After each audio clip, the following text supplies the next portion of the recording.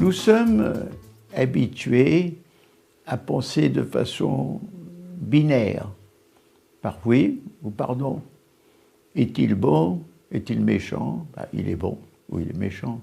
Mais il est bon et méchant, nous n'aimons pas ça.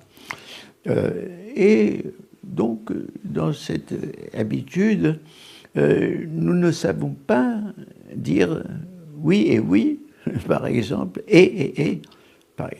Et je vais vous donner, et donc, si vous voulez, il y a des paradoxes apparents, et c'est ça qui rend difficile, justement, aussi d'entrer dans la complexité des problèmes.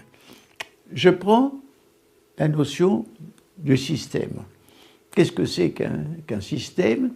Un système, c'est un ensemble d'éléments de nature différente, de composants de nature différente, qui sont organisés en un tout. Bon. Or, nous savons depuis longtemps que le tout est autre chose ou plus que la somme des parties.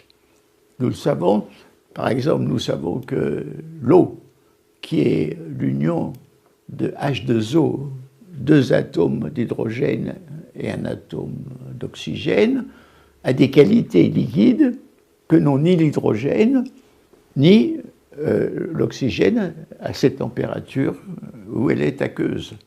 Mais prenons un exemple encore plus frappant.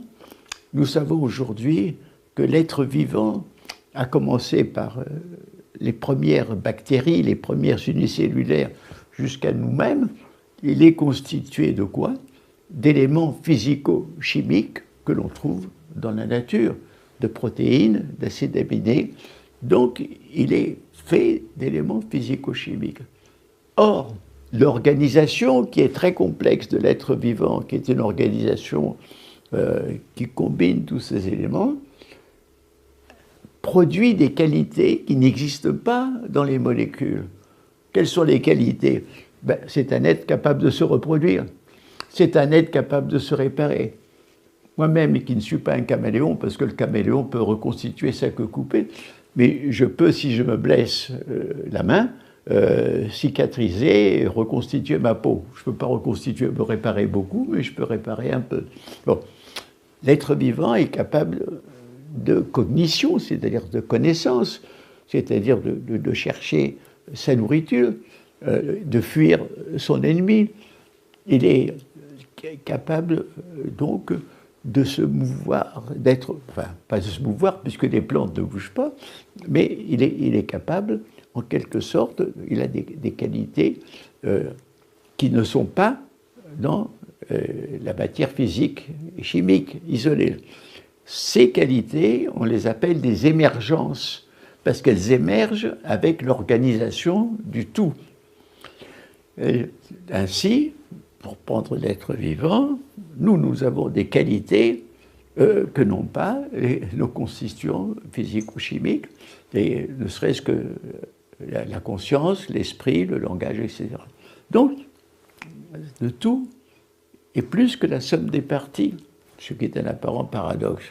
Mais je vais ajouter le paradoxe en vous disant que le tout est moins que la somme des parties. Dans quel sens?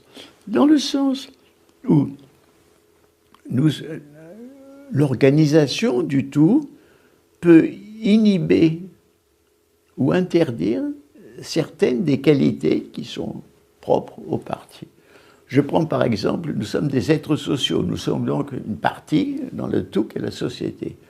Eh bien, nous avons des pulsions qui peuvent être délinquantes, qui peuvent être illégales, mais nous n'osons pas les réaliser parce qu'effectivement, nous avons peur de la police, ou au contraire, nous avons une moralité qui nous empêche de commettre ces actes délictueux. Mais on peut même dire que nous pouvons avoir des aspirations à la liberté que la société réprime, nous pouvons avoir des aspirations créatrices que la société ne reconnaît pas. Donc, si vous voulez, il y a, par exemple, l'individu avec sa conscience a des qualités qui ne peuvent pas s'exprimer à cause des contraintes sociales. Donc, le tout est à la fois plus et moins que la somme des parties. C'est ça qui est la complexité du système. Et j'ajoute que, en ce qui concerne, disons, le système vivant ou même le système social, non seulement la partie est dans le tout, mais le tout est à l'intérieur de chaque partie. Comment ça? Eh bien, la totalité de mon patrimoine génétique se trouve dans chaque cellule de mon organisme, y compris dans les cellules de ma peau. Il y a tout l'ADN, tout mon programme génétique. Seulement, évidemment, dans ma peau, il n'y a qu'une petite partie qui est exprimée, l'autre partie, elle est inhibée. De même pour le foie, de même pour la rate, de même pour le cerveau. Mais non seulement la partie est dans le tout, mais dans le tout et dans la partie. Et nous-mêmes, dans une société, on peut dire que le tout est en nous. Le tout, sa culture, son langage, sa littérature, ses mœurs. Nous avons ça que nous apprenons dès notre naissance et que nous continuons à apprendre à l'école. Et même, on dit, nul n'est censé ignorer la loi, ce qui est un abus, parce qu'il ne faut pas connaître les lois, mais ça veut dire que, normalement, le tout devrait être en chacun d'entre nous. Donc, voilà une de ces complexités qu'on tente à ignorer, évidemment, quand on a la vision simplifiée des choses.